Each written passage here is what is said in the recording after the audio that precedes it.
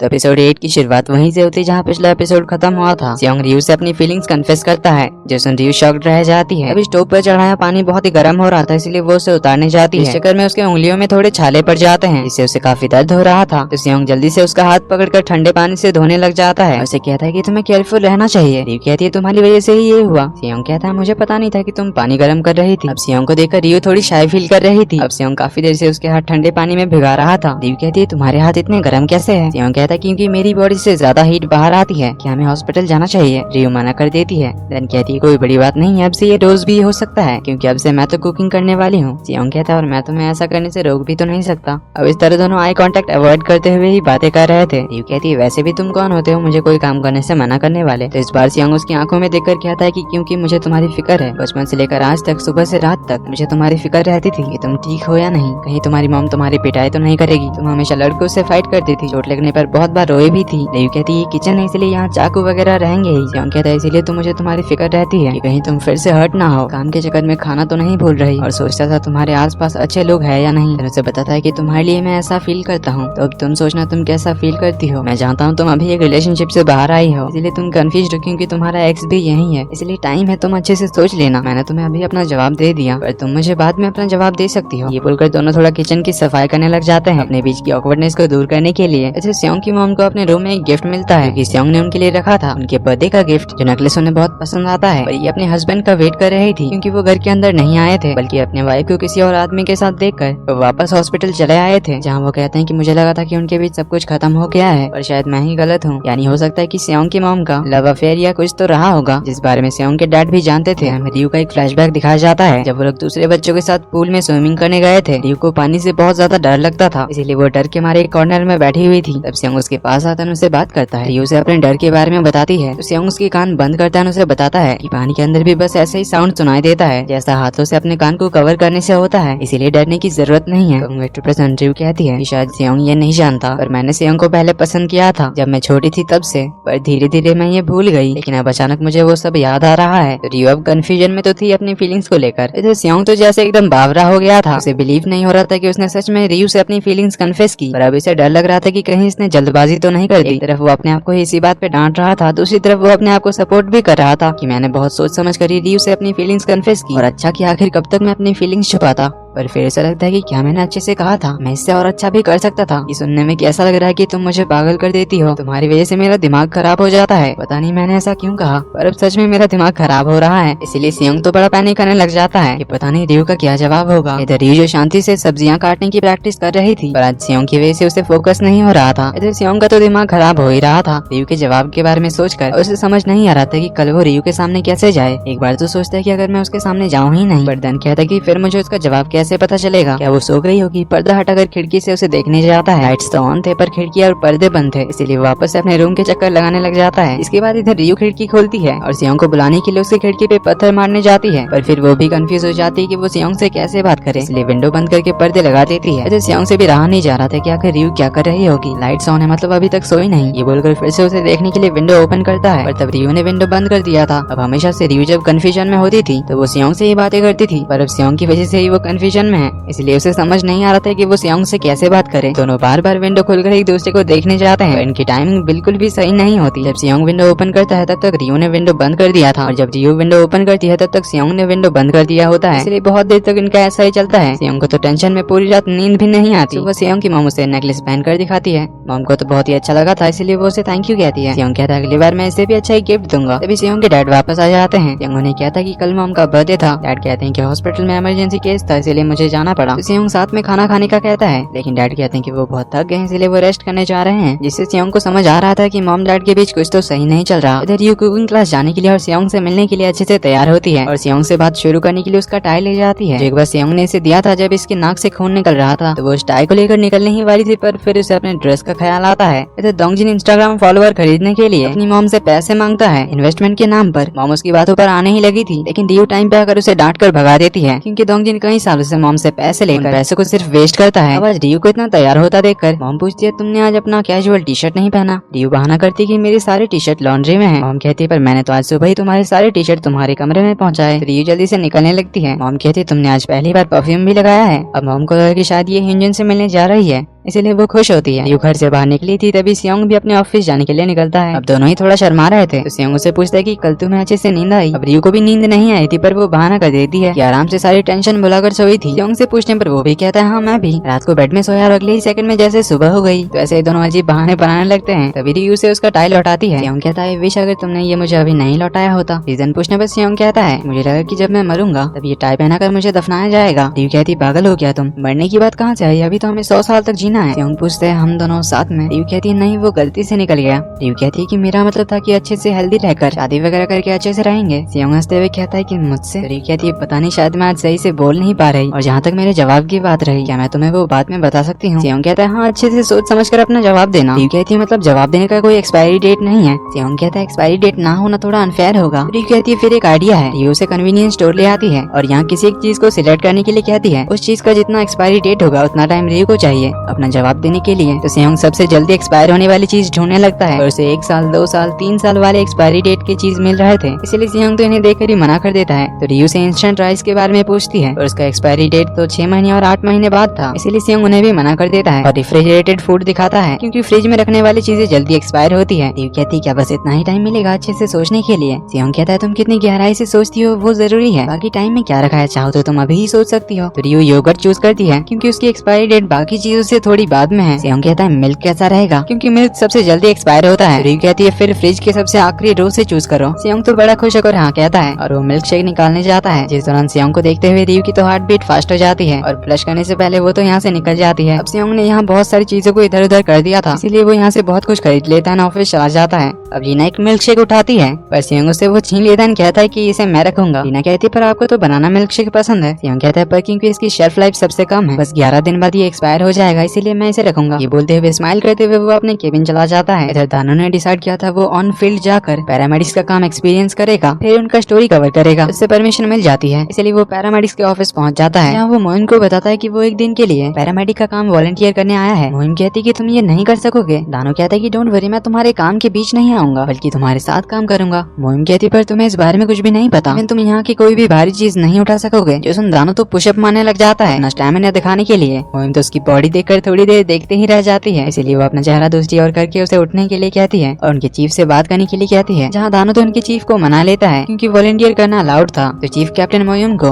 दानू की जिम्मेदारी देते हैं। मोहिम को चीफ की बात माननी पड़ती है। इधर रियू के डैड अपने शॉप खोलते हैं जहाँ वो कुछ चीजों को बिखरा हुआ देखते हैं। इवन फ्रिज के अंदर वो प्लास्टिक में कुछ चीज देखते हैं, लेकिन वो चेक करते उससे पहले शॉप में कोई आ जाता है। इधर रियू की मॉम को ह्यूंजन मिलने बुलाता है, जहाँ वो उन्हें बताता है कि उसने रियू को धोखा नहीं दिया और गलती ह्यूंजन की ही थी, लेकिन वो अभी भी रियू से प्यार करता है। लेकिन तभी इस रेस्टोरेंट के बाहर से रियू के डैड गुजर रहे थे जो इन्हें साथ देख लेते हैं। रियू के डैड को ह्यूंजन बिल्कुल भी पसंद नहीं था, पर अभी वो यहाँ कोई सीन क्रिएट नहीं करना चाहते थे, इसलिए वो घर लौट जाते हैं। इधर सियोंग रियू को उस मिल्क शेक की फोटो भेजकर बताता है कि मैंने इसे लास्ट रो से ही उठाया था, इसका एक्सपायरी डेट 11 दिन बाद है, इसलिए तुम्हारे पास भी 11 दिन का टाइम है। जो देख रियू जोर से चिल्ला उठती है कि सिर्फ 11 दिन, जो सुनकर सब लोग तो उसे ही देखने लग जाते हैं। इधर सियोंग उस मिल्क शेक को बड़े ही प्यार से फ्रिज में रख देता है और 11 दिन जल्दी से पार हो जाए इसका बेसब्री से इंतजार करने लगता है। तो पार्ट 2 की शुरुआत वहीं से होती है जहाँ पिछला पार्ट खत्म हुआ था। सियोंग रियू को 11 दिन में एक्सपायर होने वाले मिल्क शेक का फोटो भेजता है, यानी उसके पास जवाब देने के लिए 11 दिन है। इधर रियू की मॉम जब घर आते तो डैड उनसे सवाल करते हैं कि तुम उस ह्यूंजन से क्यों मिलने गई थी। मैंने कहा था ना कि उस धोखेबाज को रियू की जिंदगी में कोई जरूरत नहीं है। मॉम कहती है कि दोनों ने एक दूसरे को धोखा नहीं दिया, शायद उनमें कोई मिसअंडरस्टैंडिंग हुई होगी और ह्यूंजन ने मुझे बताया कि वो अभी भी रियू से प्यार करता है, इसीलिए वो उसे मनाकर साथ में वापस ले जाने आया है। जो सुन डैड को तो बहुत ही ज्यादा गुस्सा आ जाता है कि उसकी हिम्मत कैसे हुई मेरी बेटी को वापस ले जाने के बारे में कहने की। मॉम कहती है क्योंकि मैं अभी चाहती हूँ कि रियू वापस चली जाए और यूएस में सेटल होकर अच्छे से अपना काम करे। डैड गुस्से में पूछते हैं कि क्या तुम यूएस से ऑब्सेस्ड हो, जो रियू को यूएस भेजने के पीछे पड़ी हो? क्या ये बताकर तुम लोगों को जेलस फील कराना चाहती हो? हमारी बेटी यूएस में जॉब करती है, चाहे रियू का वापस जाने का मन हो या ना हो, तुम्हें उसकी फीलिंग्स की कोई चिंता नहीं है। तो मॉम भी उन्हें थोड़ा सुना देती है और बताती है कि वो नहीं चाहती कि उनकी बेटी भी उन्हीं की तरह ऐसी लाइफ जिए, एक फेलियर की लाइफ। वो नहीं चाहती कि रियू भी उनकी तरह गरीबी में जिंदगी बिताए। ये सुनकर डैड उठकर चले जाते हैं क्योंकि आखिर उनके फैमिली के इस हालत के जिम्मेदार वो भी थे। बाहर उन्हें सियोंग के डैड मिलते हैं, दोनों साथ में ड्रिंक करने चले चले जाते हैं अपना गम भुलाने के लिए, जहाँ दोनों टली होकर अपने अपने फैमिली के प्रॉब्लम्स के बारे में, वाइफ के साथ झगड़ों के बारे में एक दूसरे को बताते हैं। अगले दिन फिर से दोंगजिन अपनी मॉम से पैसे मांगने लगता है। मॉम बताती है कि उनके पास अभी सिर्फ 2 मिलियन वॉन है। दोंगजिन कहता है आप मुझ पे इन्वेस्ट करो, आपको अच्छा रिटर्न मिलेगा। मॉम तो उसकी बातों पे आ जाती है, लेकिन तभी रियू आकर उसके कान खींचकर उसे बाहर निकालने लगती है और उसे डांटने लगती है क्योंकि इतने साल बाद भी वो मम्मी के पैसे लेकर वेस्ट कर रहा है। इस बात को लेकर दोनों में झगड़ा होने लगता है, तो मॉम उन दोनों को ही चुप करा देती है और दोंगजिन को उसके रूम जाने के लिए कहती है। रियू मम्मी को समझाने आती है कि इसकी बात मत सुनो, इसने पहले भी आपके बहुत पैसे डुबाए हैं। मॉम कहती है मैं वो सब देख लूंगी। रियू ने फिर कहती है कि आप हमेशा उसकी तरफदारी करते हो, तो वो कैसे सुधरेगा, आप उसकी गलतियों पे भी कुछ नहीं कहती। मॉम कहती है क्योंकि बचपन से उसके हार्ट में होल है, उसका दिल कमजोर है, इसलिए हम उस पर गुस्सा नहीं करते। रियू कहती है मैं ये 1000 बार सुन चुकी हूँ कि डॉक्टर ने उसे रुलाने से मना किया है वरना सर्जरी करानी पड़ेगी। मैं ये बचपन से सुन रही हूँ, आप उसकी हर गलती पे मुझे यही सुनाती हो। रियू कहती है पर उसका दिल अब ठीक हो चुका है, लेकिन अब तक आपकी आदत नहीं गई। मॉम कहती है जब तुम्हारे बच्चे होंगे तब तुम समझोगी अपने बीमार बच्चों को कैसे ट्रीट किया जाता है। जिससे रियू को बहुत बुरा लगता है, कहती कि आप फिर से उसकी साइड ले रही हो, क्या बीमार होने से कुछ भी करने की परमिशन मिल जाती है, सारी गलतियाँ माफ हो जाती है। ये बोलकर रियू गुस्से में चली जाती है। सियोंग तेही के साथ मीटिंग में आया था, पर इससे पहले वो रियू को मैसेज करके बताता है कि और 10 दिन बाकी है और उसे गुड डे विश करता है। सियोंग का मैसेज देखकर रियू का मूड ठीक होता है, पर तभी उसके सामने ह्योंजून आ जाता है और उससे पूछता है कि तुम इतनी खुश लग रही हो, क्या कुछ अच्छा हुआ। ये बोलकर वो उसे जैस्मिन टी देता है और कहता है कि मैंने अपनी स्ट्रेटेजी बदल दी है। वो आखिरी मुलाकात वाला आइडिया तो फ्लॉप हो गया, इसलिए मैं हमारी पहली मुलाकात से शुरू करना चाहता हूँ। तुम्हें याद है हमारी पहली मुलाकात इसी जैस्मिन टी से हुई थी। इसे हमें फ्लैशबैक दिखाया जाता है कई साल पहले का। रियू यूएस के एक कैफे में थी और उसके पीछे ही ह्योंजून बैठा हुआ था। रियू के फोन का बैटरी खत्म हो जाता है और अभी उसे फोन पे कुछ इंपॉर्टेंट काम करना था, पर चार्जर लेकर नहीं आई थी। ह्योंजून ने उसे अपना चार्जर ऑफर किया था, तो दोनों का काम खत्म होने के बाद रियू एज ए थैंक यू ह्योंजून के लिए एक कॉफी खरीदना चाहती थी। ह्योंजून कहता है इट्स ओके, इसकी कोई जरूरत नहीं है। रियू कहती है आपने मेरी इतनी हेल्प की तो एक कॉफी तो मैं आपको पिला ही सकती हूँ। ह्योंजून कहता है पर यहाँ की कॉफी अच्छी नहीं है। तभी रियू के पेट से आवाज आती है क्योंकि उसने यहाँ पे बहुत सारी कॉफी पी ली थी। तब ह्योंजून उसके लिए जैस्मिन टी लेकर आया था क्योंकि इससे डाइजेशन में हेल्प होती है। तो इस तरह इनकी पहली मुलाकात हुई थी। कमिंग बैक टू प्रेजेंट, ह्योंजून कहता है जिस तरह तुमने उस दिन मुझे देखकर मुस्कुराया था, मैंने सोचा आज भी मुझे देखकर खुश होगी, इसीलिए तुम्हारे लिए जैस्मिन टी लेकर यहाँ वेट कर रहा था। तो आज की मुलाकात शॉर्ट रखते हैं, ये बोलकर वो चला जाता है, जिससे रियू फिर से कंफ्यूज हो जाती है। इधर सियोंग और तेही के बनाए डिजाइनर पॉट्स कंपनी को बहुत पसंद आता है, पर तेही सियोंग को टीज करते हुए कहती है कि शायद तुम्हें इतने अच्छी तरह से डिजाइन नहीं करने चाहिए थे, तब शायद इन्हें पसंद नहीं आता और हम साथ मिलकर फिर से काम करते। तो सियोंग भी मजा करते हुए कहता है कि मेरा काम कभी रिजेक्ट हो ही नहीं सकता। तेही कहते हैं कि तुम मेरे साथ कुछ ज्यादा ही कंफर्टेबल हो गए हो। सियोंग कहता है जैसा तुमने कहा था कि जब तक ट्राई नहीं करते हो तब तक रिजल्ट का पता नहीं चलता, इसीलिए फाइनली मैंने हिम्मत करके ट्राई किया और रियू को अपनी फीलिंग्स बता दी, पर अभी तक मुझे उसका आंसर नहीं मिला। तो तेही इनडायरेक्टली विश करती है कि रियू का जवाब ना में हो। देन कहती है शायद इसीलिए लोग कहते हैं कि एक लड़का और एक लड़की कभी दोस्त नहीं रहते। तो सियोंग कहता है कि रियू एक लड़की है, इसलिए मैं उसका दोस्त बनकर नहीं रहना चाहता, ऐसा नहीं है, बल्कि वो रियू है इसीलिए मैं सिर्फ उसका दोस्त बनकर नहीं रहना चाहता। तेही कहती है ये सुनकर मुझे गुस्सा तो आ रहा है, पर इसमें तुम्हारी कोई गलती नहीं है क्योंकि हम अब साथ में नहीं और तुम किसी और को पसंद करते हो, इसलिए मैं इसका कुछ कर तो नहीं सकती। पर तुम सच में एक बहुत अच्छे इंसान हो। कॉलेज टाइम में मैं बहुत इमैच्योर थी, इसीलिए तुमसे ब्रेकअप कर लिया था। तुम्हारी वजह से ही मेरी जिंदगी में पॉजिटिविटी आई थी, इसीलिए मैं आज तक तुम्हें भूल नहीं पाई। तो इसका मतलब इस बार तुमने मुझे डंप कर दिया, पर रियू तुम्हें भी तो डंप कर सकती है। उस दिन रेस्टोरेंट में जो लड़का उसके साथ था वो दोनों काफी क्लोज लग रहे थे और वो काफी सेक्सी और मैच्योर भी था। सियोंग कहता है तुम्हारी आंखें खराब तो नहीं हो गई। तेही कहती क्या तुम्हें डर लग रहा है कि कहीं रियू तुम्हारे बदले उसे ना चूज कर ले। सियोंग कहता है ऐसा नहीं होगा।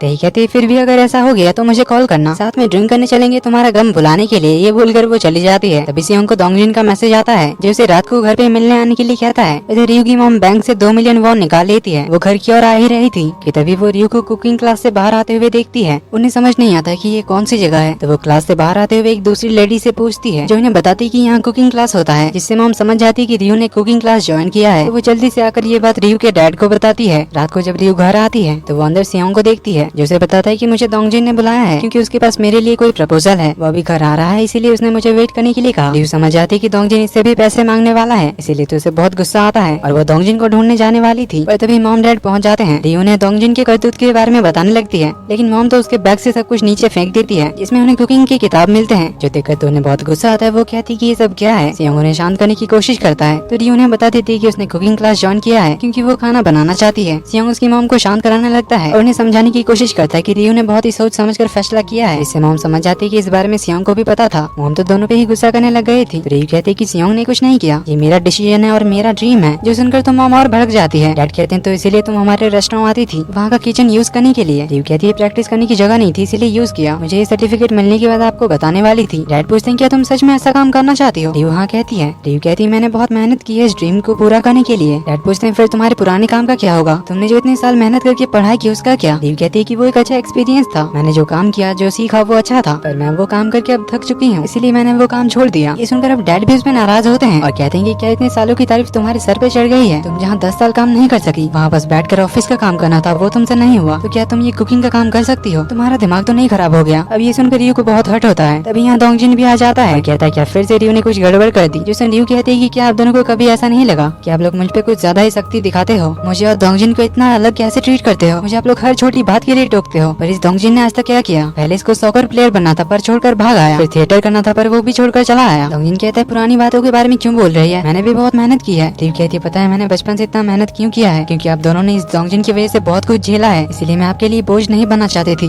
लेकिन इतना बड़ा हो गया पर अभी ये क्या कर रहा है? बस आपके पैसे पे जी रहा है और आपके ही पैसे बर्बाद कर रहा है। डोंगजिन तो गुस्से में उसकी तरफ आ रहा था पर सियोंग उसे रोकता है। तब रियू अपनी पूरी भड़ास निकालती है। उन्होंने कहती है कि आप दोनों बचपन से इसे झेल रहे हो। इसने हजारों गलतियां की पर आपने सारी गलतियां इसकी माफ कर दी है, लेकिन मुझे एक भी गलती करना अलाउड तक नहीं था। आखिर क्यों मैं अपनी लाइफ के साथ जो मैं चाहती हूँ वो नहीं कर सकती? डैड कहते हैं रियू तुम जो चाहे वो करो पर कुकिंग नहीं। तुम्हें अब तक ये अच्छा लग रहा होगा, तुमने इमेजिन भी किया होगा कि तुम्हारे रेस्टोरेंट में आकर लोग तुम्हारे बनाए खाने को एंजॉय कर रहे होंगे। ये सब सोचकर बहुत अच्छा लगता होगा। मैंने भी यही सोचकर ये काम शुरू किया था और अब तुम मेरी हालत देख सकती हो। तुम इसे नहीं कर सकती क्योंकि मैंने इसे ट्राई किया हुआ है। ये सब सुनकर रियू गुस्से में बाहर चली जाती है तो सियोंग भी उसके पीछे जाता है। रियू से अपने पीछे आने से मना करती है तो सियोंग उसके आगे आकर उसका हाथ पकड़कर उसे अपने साथ ले जाता है एक बहुत ही अच्छी जगह जहाँ चारों ओर शांति थी। यहाँ कर रियू का मूड थोड़ा ठीक होता है। रियू पूछती है तुम्हें इस जगह के बारे में कैसे पता चला? सियोंग कहता है मैंने काफी टाइम पहले इस जगह को डिस्कवर किया था और ऐसे सिचुएशन में किसी को कंफर्ट करने के लिए मैंने इस जगह के बारे में याद रखा था। रियू को ये जगह काफी अच्छी लगती है। पेड़ के फूल, पत्ते और इनका नाम काफी यूनिक था। हवा चलने की वजह से बहुत सारे फूल गिरने लगते हैं। रियू उन्हें पकड़ने लगती है।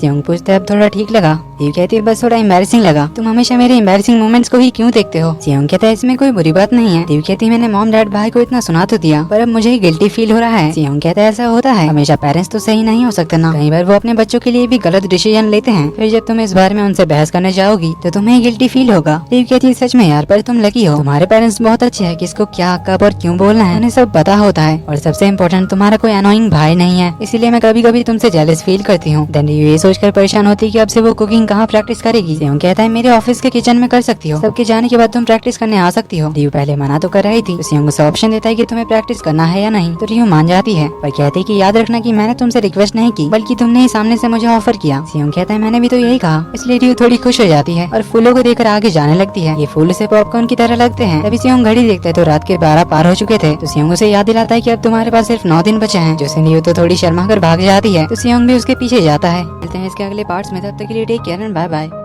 सियोंग घड़ी देखता है तो रात के 12 पार हो चुके थे। तो सियोंग उसे याद दिलाता है कि अब तुम्हारे पास सिर्फ 9 दिन बचे हैं। जिससे रियू तो थोड़ी शर्मा कर भाग जाती है तो सियोंग भी उसके पीछे जाता है। तो अगले दिन दानो अपने वॉलंटियर काम के लिए पहुंच जाता है। पहले पैरामेडिक टीम के सारे मेंबर से मिलता है। देन चीफ उसे बताते हैं कि हमारे काम में बहुत खतरा भी हो सकता है, इसीलिए काफी संभल कर काम करना होता है, इसलिए आप भी अपना ख्याल रखना। तो इसके बाद मोहिम उसे जल्दी से रेडी होकर आने के लिए कहती है। तो दानो पैरामेडिक का यूनिफॉर्म पहनकर आ जाता है। मोहिम उसे पहले यूनिफॉर्म में लगने वाले इक्विपमेंट्स दिखाती है, फिर एम्बुलेंस के अंदर की चीजों के बारे में एक्सप्लेन करती है, कहाँ कौन सा फर्स्ट एड या कौन सी मेडिसिन रखी हुई है, किस मिशन पे कौन सा बॉक्स ले जाना है, वो सब कुछ उसे बताती है, याद रखने को कहती है। अब अचानक से इतने सारे नाम सुनकर दानो कंफ्यूज तो हो जाता है, इसलिए वो मोहिम को थोड़ा आराम से समझाने के लिए कहता है। मोहिम ने फिर से बताना चालू किया ही था कि इतने में इमरजेंसी सिग्नल आ जाता है, इसलिए मोहिम उसे अंदर ही बैठने के लिए कहती है और एम्बुलेंस चालू करके उस लोकेशन के लिए निकलती है। इधर रियू की मॉम ने सियोंग की फैमिली के लिए खाना भेजा था, जो खाना सियोंग की मॉम अवॉइड करती है डाइट के चक्कर में, लेकिन उनका खाना बहुत ही टेस्टी होता है, इसलिए वो डाइट छोड़कर वो खाना निकाल कर खाने बैठ जाती है। तभी सियोंग के डैड हॉस्पिटल जाने के लिए निकलते हैं, तो उन्हें ऐसे खाता देखकर वो सारा खाना अच्छे से प्लेट्स और बाउल्स में अपनी वाइफ को सर्व करके देते हैं, जिससे ये तो काफी खुश होती है, उन्हें थैंक्स कहती है। सियोंग के डैड हॉस्पिटल के लिए निकल जाते हैं, पर जाते हुए सियोंग की मॉम को एक मैसेज करके जाते हैं, जिसमें लिखा था कि हमारा बेटा बड़ा हो चुका है और काफी टाइम भी बीत चुका है, इसीलिए वो इम्पोर्टेंट डिसीजन लेने का टाइम आ चुका है। जो मैंने कहा इस बारे में सोचना, तो शायद यहाँ इनकी डिवोर्स की बात हो रही थी, जो भी हो आगे कहानी में हमें पता चल ही जाएगा। पर ये पढ़ने के बाद सियोंग की मॉम सैड दिखती है। इधर पैरामेडिक टीम पहुंच जाती है रेस्क्यू वाले जगह पे, जहाँ एक फॉरेस्ट वर्कर पेड़ के ऊपर से गिर गया था, जिससे उनकी पीठ पर बहुत ही ज्यादा चोट लगी थी, जिससे वो थोड़ा सा भी हिल नहीं पा रहे थे। इसी पेड़ के ऊपर एक छत्ता था, जिससे निकलकर सारी मधुमक्खियां बाहर उड़ रही थी। इवन यहाँ आसपास के लोगों को काट भी रही थी। दानो को पेड़ के सामने जाने से तो डर लग रहा था, वो स्ट्रेचर वगैरह लेकर आ ही जाता है, तो इस चक्कर में उसके चेहरे पे मधुमक्खियों ने काट लिया था। मोहिम जब उसे इस बारे में पूछती है, तो दानो कहता है कि मुझे बिल्कुल भी दर्द नहीं हो रहा, मैं एकदम ठीक हूँ और काम कर सकता हूँ। मोहिम कहती है कि अगर डेंजरस सिचुएशन हो तो तुम वहाँ से भाग भी सकते हो। दानो कहता है आखिर मैं कैसे भागता, आज हम एक टीम है। तो मोहिम उसे ट्रीटमेंट कराने के लिए कहकर वापस ड्यूटी के लिए जाने लगती है, पर दानो कहता है कि मैं भी जाऊंगा। मोहिम कहती है कि अपनी इस हालत में तुम किसी को कैसे बचाओगे। दानो कहता है तुम अपनी सोचो, चेहरे को छोड़कर तुम्हें भी मधुमक्खियों ने हाथ पैर पे काटा है। मोहिम कहती है क्या तुमने अभी मेरा नाम लेकर बुलाया। दानो कहता है ठीक है कैप्टन, नहीं बुलाऊंगा। तभी एक और इमरजेंसी केस आ जाता है तो मोहिम मुझसे पूछती है चलना है। दानो यस कैप्टन कहकर उसके साथ जाता है। तो अब एक बहुत ही वजनदार पर्सन गिर गया था, उठ नहीं पा रहा था, इसलिए इन सबको पकड़कर उसे नीचे उतारना पड़ता है। फिर अगले केस में तो और डेंजरस सिचुएशन होती है। पेशेंट को ऑलरेडी हार्ट की बीमारी थी। मोहिम तुरंत एक डॉक्टर को कॉल करती है और उनकी बातों को फॉलो करते हुए इनका ट्रीटमेंट कर देती है, जो देखकर दानो को समझ आ रहा था कि कितना खतरनाक सिचुएशन भी हो सकता है। ऐसे केसेस में पेशेंट की जान तक जा सकती थी, लेकिन मोहिम और उसकी टीम मिलकर उसे बचा लेती है। तो सियोंग को एक थिएटर रीमॉडल करने का ऑफर मिलता है, जिसे सियोंग एक्सेप्ट करता है क्योंकि इस थिएटर में उसने अपनी पहली मूवी देखी थी रियू के साथ टॉय स्टोरी, इसीलिए वो इस जगह की रिमॉडलिंग करना चाहता था। तभी उसे यहाँ पॉपकॉर्न दिखता है तो वो रियू के लिए ले जाता है। बाहर आकर वो रियू को कॉल करता है, उसे प्रैक्टिस करने ऑफिस आने के लिए कहता है। तो रियू कुकिंग क्लास से बाहर निकली ही थी कि तभी वो सामने किसी को देखकर रुक जाती है। तो सियोंग जब अपने ऑफिस पहुंचता है तो रियू के साथ वो ह्यूंजन को भी देखता है। उसे देख रियू से पूछता है कि ये तुम्हारे साथ क्यों है। रियू से बताने ही जा रही थी कि ह्यूंजन कहता है कि मैं रियू का वेट कर रहा था उसकी कुकिंग क्लास के बाहर, इसलिए हम साथ आ गए। सियोंग कहता है तुझे पता नहीं कि इसे स्टॉकिंग कहते हैं, लगता है पुलिस को ही तुम्हारी खबर लेनी पड़ेगी। ये बोलकर वो पुलिस को कॉल करने जाता है। तो ह्यूंजन कहता है कि मैंने रियू को फॉलो नहीं किया, मैं आपके ऑफिस से कंसल्टेशन के लिए आया हूँ। तभी ऊपर से म्योंग कहता है कि तुम दोनों हमारे न्यू क्लाइंट को ले आए। जो सुन सियोंग शॉक्ड होता है। सब अंदर आते हैं। रियू किचन में खाना बना रही होती है, पर वो भी सोच रही होती है कि आखिर ये ह्यूंजन क्यों आया है। इधर ह्यूंजन म्योंग से कहता है कि वो एक घर बनाना चाहता है अपने मॉम डैड के लिए, क्योंकि वो लोग रिटायर हो चुके हैं, रहने के लिए वापस कोरिया आना चाहते हैं। तो ह्यूंजन यहाँ घर बनवाने के लिए इनसे कंसल्ट करने आया था, पर सियोंग को तो इसे यहाँ देखकर गुस्सा आ रहा था। म्योंग तो उसका घर बनाने के लिए मान जाता है, तो वो आगे बात बढ़ाने ही लगा था कि तभी म्योंग के वाइफ का कॉल आ जाता है कि उनकी बच्ची ने कोई इंसेक्ट खा लिया है। इसलिए म्योंग सियोंग को सारी जिम्मेदारी देकर घर के लिए निकलता है। अब सियोंग इससे बात तो करना नहीं चाहता था, पर अब म्योंग चला गया था, इसलिए कहता है कि मिस्टर ह्यूंजन क्या ये कंसल्टेशन एक बहाना था यहाँ आने का। ह्यूंजन कहता है मैं सच में अपने पेरेंट्स के लिए घर बनाना चाहता हूँ। सियोंग कहता है ठीक है, पर मैं आपका काम नहीं कर सकता। ह्यूंजन कहता है ये तो बुरा हुआ, रियू ने तुम्हारी इतनी तारीफ की थी कि तुम एक बहुत ही स्किल्ड आर्किटेक्ट हो। सियोंग कहता है तुम आगे से उसका नाम मत लेना और ऐसे उसके सामने भी मत दिखना, क्योंकि तुम दोनों के बीच सब कुछ खत्म हो चुका है। ह्यूंजन कहता है नहीं, मुझे तो नहीं लगता इतनी आसानी से हमारा ब्रेकअप थोड़ी ना हो सकता है। सियोंग कहता है ऐसा सिर्फ तुम सोचते होगे। ह्यूंजन कहता है तुम्हें नहीं पता हमारा रिलेशन कैसा था, इतना डीप था, टाइम आने पर तुम्हें पता चल जाएगा। सियोंग कहता है मुझे तुम्हारा पास्ट जानने में कोई इंटरेस्ट नहीं है, रियू ने जो बताया मैं उसी को मानता हूँ। ह्यूंजन कहता है क्या तुम अपनी दोस्ती की वजह से ऐसा मानते हो। सियोंग कहता है बिल्कुल नहीं, वो सिर्फ मेरी दोस्त नहीं है। इसके बाद सियोंग रियू को देखने के लिए किचन में आता है, पीछे पीछे ह्यूंजन भी आता है। सियोंग कहता है मेरे पीछे कहाँ आ रहे हो, क्या तुम्हें घर नहीं जाना। ह्यूंजन कहता है नहीं मैं नहीं जा रहा। सियोंग कहता है कि अगर तुम्हारा बिहेवियर ऐसा ही रहा तो मैं तुम्हारे खिलाफ पुलिस में कंप्लेन कर सकता हूँ, ट्रेसपासिंग और जबरदस्ती घर के अंदर रहने के लिए। ह्यूंजन कहता है क्या अब तुम एक लॉयर को लॉ सिखाओगे। सियोंग कहता है तुम शायद भूल रहे हो कि ये मेरा ऑफिस है। उनकी बहस सुनकर रियू कहती है कि प्लीज क्या तुम दोनों ही यहाँ से बाहर जा सकते हो, तुम दोनों ही मुझे डिस्टर्ब कर रहे हो। सियोंग कहता है मैं अच्छे से रहूंगा। ह्यूंजन कहता है मैं यहीं से तुम्हें खाना बनाता देखूंगा। रियू कहती है प्लीज तुम दोनों जाकर पीछे बैठ जाओ और मुझे शांति से प्रैक्टिस करने दो। तो दोनों पीछे बैठ जाते हैं। सियोंग कहता है कि क्या तुम्हें अभी नहीं जाना। ह्यूंजन कहता है मैंने बताया ना कि मेरा आज का शेड्यूल क्लियर है, इसीलिए मैं नहीं जा रहा और रियू के हाथ का बनाया खाना भी खाने का प्लान है। सियोंग कहता है क्या तुम पहले से इतने जिद्दी हो, क्या तुम्हारी सच में ऐसी पर्सनैलिटी है। ह्यूंजन कहता है हाँ, रियू को तो मैं ऐसे ही पसंद था, रियू को मुझ में यही तो पसंद था। सियोंग इसकी बात को इग्नोर करते हुए रियू से पूछता है कि और कितना टाइम लगेगा, मुझे भूख लगी है। रियू कहती है थोड़ा वेट करो। ह्यूंजन कहता है डोंट वरी, आराम से खाना बनाओ, मेरे पास टाइम ही टाइम है। जो सुन सियोंग भी कहता है हाँ ठीक है आराम से बनाओ। तभी ह्यूंजन कहता है कि बहुत ही अच्छी स्मेल आ रही है, जिससे सियोंग को पॉपकॉर्न का याद आता है। तो रियू को पॉपकॉर्न देते हुए कहता है कि मैं तो भूल ही गया था तुम्हारे लिए पॉपकॉर्न लेकर आया था। रियू तो बहुत ही खुशी से उसे लेने जाती है क्योंकि पॉपकॉर्न उसे बहुत पसंद है, लेकिन ह्यूंजन उसे खाने से मना करता है और सियोंग से छीन भी लेता है और कहता है कि ये खाना तुम्हारे लिए हेल्दी नहीं है। लेकिन रियू खा लेती क्योंकि उसने बहुत टाइम से नहीं खाया था। तो सियोंग कहता है कि तुम्हें याद है हम दोनों साथ में टॉय स्टोरी देखने गए थे। कहती है ऑफ कोर्स मुझे तो हर एक डायलॉग याद है। जो सुनकर सियोंग तो बहुत खुश होता है, तो वो खुशी से ह्यूंजन को चिढ़ाते हुए कहता है कि अब थोड़ा तू भी खा ले। तो इधर पूरे दिन रेस्क्यू मिशन के बाद मूवमेंट टीम वापस आ जाते हैं। दानो तो पूरा थक गया था, तो दानो एक्सेप्ट कर ही लेता है कि आप लोगों का स्टैमिना अलग ही लेवल पे है। अभी तक दानो का चेहरा फुला ही हुआ था। चीफ आकर उससे थोड़ी बात करते हैं और सबको साथ में डिनर पे बुलाते हैं। तो सब लोग खाना खाने के लिए पहुंचते हैं। दानो उनसे कुछ सवाल जवाब भी करता है, ऐसे रेस्क्यू मिशन में जाने की वजह से उन्हें क्या क्या प्रॉब्लम फेस करनी पड़ती है। एक बंदा बोलता है कि कभी कभी तो हमें बाथरूम तक जाने का टाइम नहीं मिलता, जिस वजह से हमें पेट की गड़बड़ी कॉमन है। पिछले महीने कैप्टन मोहिम का भी पेट खराब हो गया था। जिस दिन मोहिम उसका मुंह बंद कर देती है और टॉपिक चेंज कर देती है। पूछता है कि आप लोगों का ये काम तो बहुत ही स्ट्रेसफुल है, फिर आप लोग इतने स्ट्रेस में भी कैसे काम कर लेते हो। वही बंदा कहता है कि डेटिंग से हम लोग अक्सर अपने डिपार्टमेंट में ही डेट करते हैं। जैसे हमारी चीफ की वाइफ एक फायर फाइटर थी, साथ में काम करते हुए इन्हें प्यार हुआ, शादी कर ली। दूसरा मेंबर खुद भी डिपार्टमेंट की एक लड़की को डेट कर रहा है। कहते हैं आप लोगों को ऑफिस रोमांस का टाइम कैसे मिल जाता है। चीफ कहते हैं बस टाइम ऐसे ही मिल जाता है। तो दानो मोहिम से उसके डेटिंग लाइफ के बारे में पूछता है। मोहिम कहते हैं मुझे इन सब में इंटरेस्ट नहीं है। तो वो दूसरा मेंबर बताता है कि मोहिम ने आज तक किसी को भी डेट नहीं किया क्योंकि उसे यहाँ कोई पसंद ही नहीं आता। वो तो अपने डीसी मार्वल के कैरेक्टर्स को पसंद करती है। लेकिन अभी मुझे याद है कि कैप्टन मोहिम को एक आदमी में इंटरेस्ट आया था जिसने हमारे लिए ट्रैफिक क्लियर करने में हेल्प किया था, वो मड फ्लैट मैन। उसे रास्ते में देखने के बाद कैप्टन बस उसी के बारे में बात कर रही थी, जो कि मैंने इन्हें पहली बार किसी आदमी में इंटरेस्ट लेता हुआ देखा था। ये सुनते ही मोहिम उसके मुंह में खाना ठूस देती है क्योंकि मड फ्लैट मैन तो उसके साथ ही बैठा हुआ था। इसलिए मोहिम दानो के सामने थोड़ा एम्बेरेस्ड होती है। इधर रियू दोनों को खाना देती है। सियोंग कहता है क्या तुम सच में इसे खाना खिलाना चाहती हो? रियू कहती है जितने ज्यादा लोग टेस्ट करेंगे मुझे उतने ही फीडबैक्स मिलेंगे। योंजन कहते हैं मैं थोड़ा स्ट्रिक्टली भी जज कर सकता हूँ क्योंकि क्रिटिसिज्म जरूरी होता है ग्रोथ के लिए। सियोंग कहता है तू कुछ ज्यादा ही बोल रहा है। योंजन कहते हैं हमारी अंडरस्टैंडिंग है क्योंकि हम लोग एक आइडियल रिलेशनशिप में जो थे, इसलिए रियू मेरी बातों को अच्छे से समझती है। तो दोनों खाना शुरू करते हैं। दोनों को ही काफी अच्छा लगता है और तभी रियू के पेट में अचानक दर्द शुरू हो जाता है और वो दर्द के मारे बैठ जाती है। तो सियोंग और योंजन दोनों उसे चेक करने आते हैं। सियोंग पूछता है कि क्या हुआ, कहाँ दर्द कर रहा है? रियू बताती है स्टोमक में। सियोंग कहता है चलो हॉस्पिटल चलते हैं। योंजन को कुछ तो समझ आता है तो वो रियू को होल्ड करता है, कहता है कि चलो मैं तुम्हें ले चलता हूँ। सियोंग उसे रोके इससे पहले रियू अपना हाथ सियोंग से छुड़ा लेती है और योंजन को ले जाने के लिए कहती है। जो देखकर सियोंग तो बहुत दुखी होता है। उसे समझ नहीं आ रहा था कि रियू ने उसे क्यों नहीं चुना उसे हॉस्पिटल ले जाने के लिए। वो जेलस, दुखी, हर्ट तीनों था पर वो कुछ नहीं कह पाता। योंजन रियू को हॉस्पिटल ले जाता है जहाँ डॉक्टर से उसके सिम्टम्स पूछते हैं। तो यहाँ रियू बताती है कि उसे स्टोमक कैंसर था। 3 साल पहले वो सेकंड स्टेज पे थी जब उसकी सर्जरी हुई थी और उसका 70% स्टोमक निकाल लिया गया था, जिस वजह से उसे केमोथेरेपी भी लेनी पड़ी थी। इसी के साथ एपिसोड 8 कम्प्लीटली एंड होता है। अब इस बारे में रियू ने किसी को भी नहीं बताया था, इवन सियोंग को भी नहीं। इसलिए वो हॉस्पिटल योंजन के साथ आई क्योंकि यूएस में सिर्फ योंजन को ही रियू के स्टोमक कैंसर के बारे में पता था। तो जब सियोंग और उसकी फैमिली को पता चलेगी तो फिर क्या होगा देखेंगे हम एपिसोड 9 में। इसकी संडे को आएगा।